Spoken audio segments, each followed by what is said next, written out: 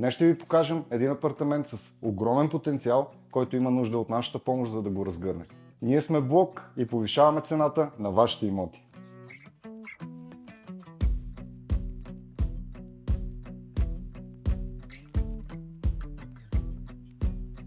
Чуйте. За нас като професионалисти е престъпление имот на такова място да бъде оставен в такъв вид. Първата стъпка е да направим оценка на щетите и да видим откъде трябва да започнем. Както виждате, задължително ще трябва да пребоядисаме и да вкараме нова цветова гама в стаята.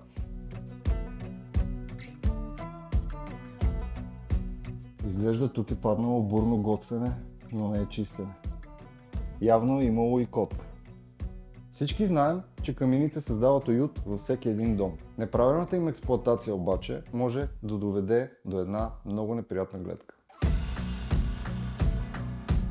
Разбира се, след всички дейности, които ще извършим, апартаментът ще бъде цялостно почистен и готов за своите нови собственици. Сега ние се залаваме за работа, а с вас ще се видим след няколко дни.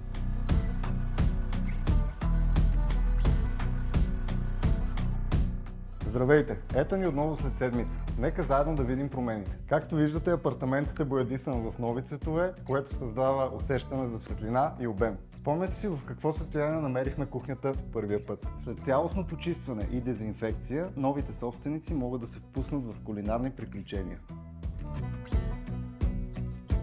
За студените зимни дни, новите собственици могат да се радват на уюта на камина. А за да е пълна идилията, обособихме и кът за четене.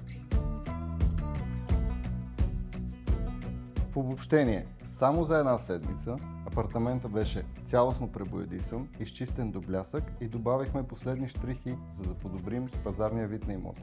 Ако имота ви се задържа дълго време на пазара, вероятно не предприемате правилните стъпки. За да променим това и да получите безплатна консултация, свържете се с нас.